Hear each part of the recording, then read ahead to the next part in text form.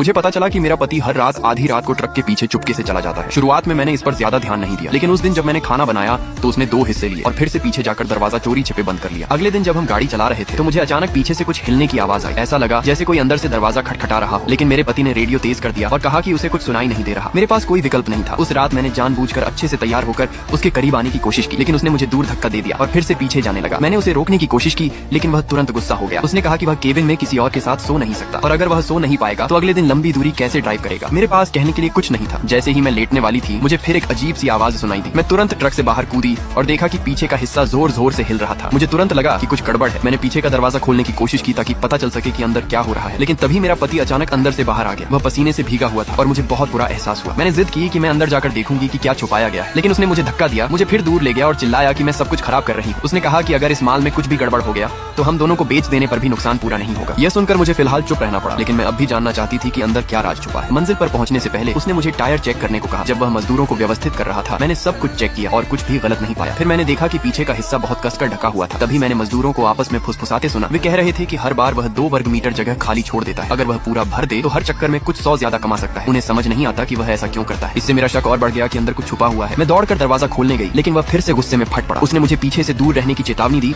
और कहा कि मैं तुरंत घर लौट जाऊं। उसका अजीब व्यवहार पहले ही मुझे शक में डाल चुका था। हर रात वह कहता कि वह थका हुआ है और पीछे अकेले काफी देर तक रहता और अंदर से अजीब आवाजें आती रहती। इस बार मैं और बर्दाश्त नहीं कर सकी। मैंने दरवाजे पर जोर जोर से थपथपाना शुरू कर दिया। वह पागल की तरह बाहर आया, मेरा गला पकड़ लिया और चिल्लाया कि मैंने ट्रक क्यों रोक दिया। इस अफरा तफरी में मैंने उसके ऊपर से एक स्टॉकिंग खींच ली। अब सबूत साफ था। मुझे लगा उसने हमारे परिवार को धोखा दिया है और पीछे किसी दूसरी औरत को छुपा रखा है। मुझे टूटते हुए देखकर वह कुछ कह नहीं पाया। वह बस जमीन पर घुटनों के बल बैठ गया और बार बार कसम खाने लगा कि उसने मेरे साथ कुछ गलत नहीं किया। वह सच में परेशान लग रहा था। उसने कहा कि इस ट्रिप के बाद हम एक घर खरीदेंगे और बस जाएंगे। उसकी उन बातों ने मुझे कुछ समय के लिए शांत कर दिया, इसलिए मैंने एक बार फिर उस पर भरोसा करने का फैसला किया। लेकिन जब हम एक सर्विस एरिया पर रुके तो मैंने उसे चुपके से पानी खरीदने जाते देखा। इससे मुझे उसकी सारी अजीब हरकतें याद आ गई। मुझे लगा जैसे मैं बेवकूफ बन रही हूँ। मेरा सारा गुस्सा और धोखे का एहसास फट पड़ा। जब हम एक चेक पॉइंट पर पहुंचे तो पुलिस ने हमें जांच के लिए रोका। उन्होंने बस कुछ साधारण सवाल पूछे। मेरे पति जवाब देते समय बहुत घबराया हुआ था। उसने मुझे चेतावनी दी कि मैं कुछ न बोलूं। सब कुछ लगभग खत्म होने वाला था, लेकिन अचानक मैंने दरवाजा खोला और पुलिस की तरफ भाग गई। मैंने शिकायत की कि वह ट्रक के पीछे गैर कानूनी सामान छुपा रहा है। पुलिस की नजर तुरंत बदल गई और मेरे पति का चेहरा पीला पड़ गया। उसने मुझे रोकने की कोशिश की, लेकिन पुलिस ने उसे दूर कर दिया। वह उनसे विनती करने लगा कि ट्रक में कुछ नहीं है, ये सिर्फ पति पत्नी का झगड़ा है। लेकिन उसकी प्रतिक्रिया बहुत ज्यादा थी। इससे पुलिस को और शक हुआ। जैसे ही मैं उनके साथ दरवाजा खोलने वाली थी उसने पूरी ताकत से दरवाजे को रोक लिया और चिल्लाने लगा कि इसे खोला नहीं जाना चाहिए। अगर यह खुल गया तो हमारा परिवार खत्म हो जाएगा। पुलिस ने उसे पकड़ लिया और बैकअप बुलाया। मैं ठंडे दिल से उसे उसकी आखिरी कोशिश करते हुए देख रही थी। मुझे लगा मैं हमारी इज्जत बचा रही हूँ। जैसे ही ताला धीरे धीरे खोला गया हमारे सामने एक चौंका देने वाला दृश्य आया।